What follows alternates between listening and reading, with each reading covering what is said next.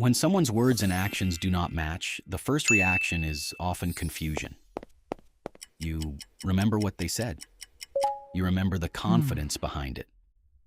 You remember the promise.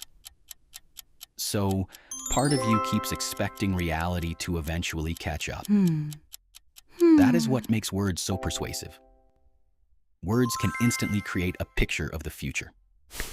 They can make you imagine reliability, support, commitment, cooperation, or change before any of those things have actually happened. And sometimes, that picture feels so convincing that you begin making decisions around it. But behavior tells you something different. Behavior shows you what happens when a promise requires time, effort, consistency, discomfort, responsibility. Saying something can be easy. Following through often costs much more. Now, this does not mean that every missed promise is proof that someone cannot be trusted. One failure is not automatically a pattern. People forget. People misunderstand. People get overwhelmed. Plans change. Unexpected problems happen. Sometimes a person genuinely intends to do something and still fails.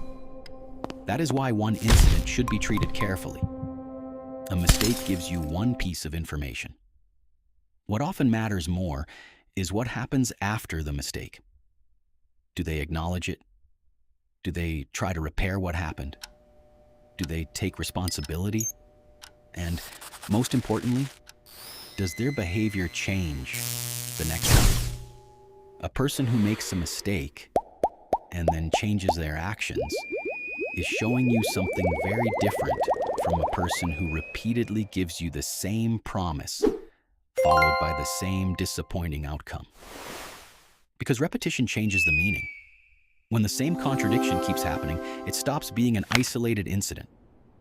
One promise, one failure, maybe a mistake. Another promise, the same failure. Now you pay attention. A third promise, the same outcome again. At that point, repetition is giving you information. And this is where people often become trapped. Your mind starts searching for explanations. Maybe they were busy. Maybe the timing was bad. Maybe something happened that you do not know about. Maybe this time is different. Maybe the next promise will finally explain why the previous one did not become reality.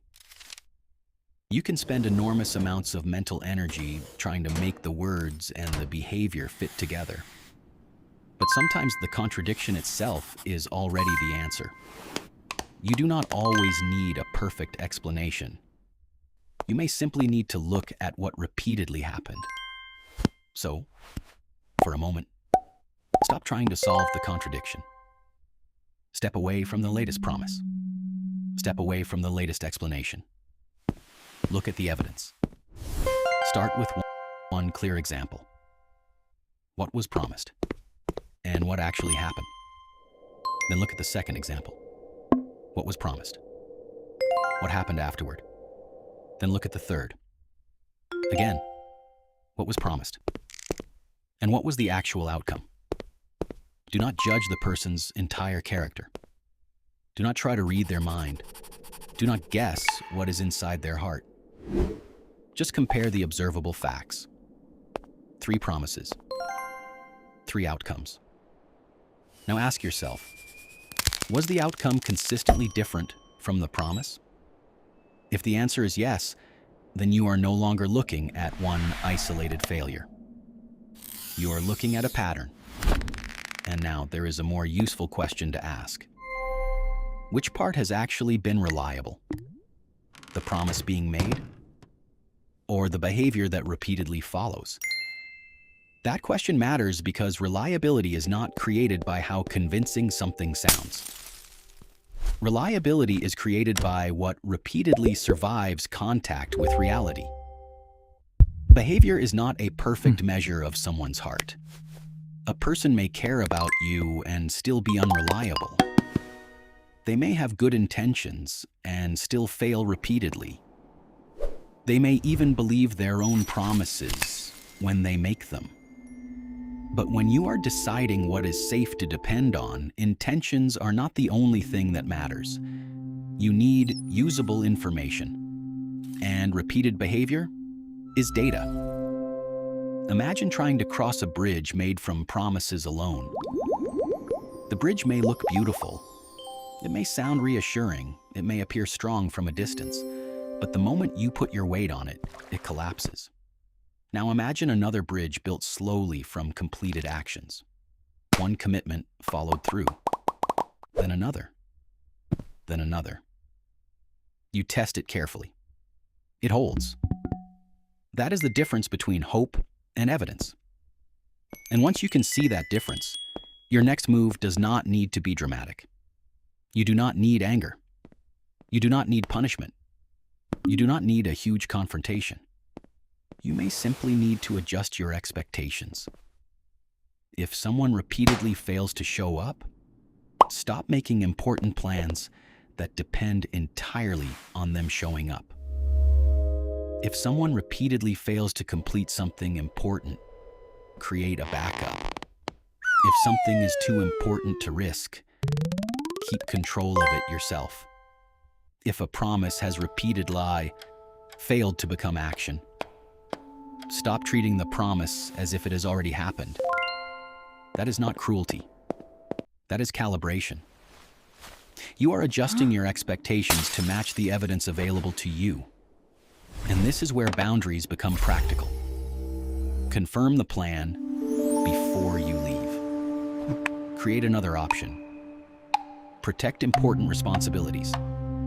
Do not hand over something critical simply because someone promised that this time will be different.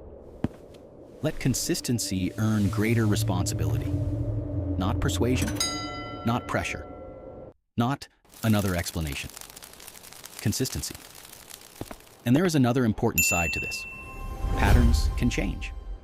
People can improve.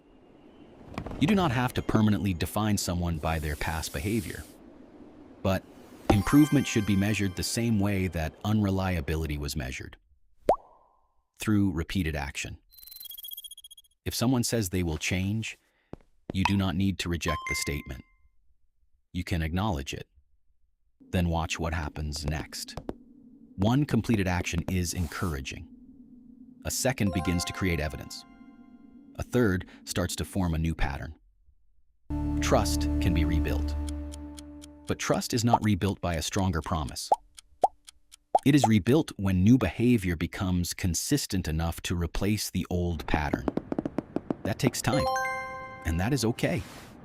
You are allowed to update your expectations when the evidence changes.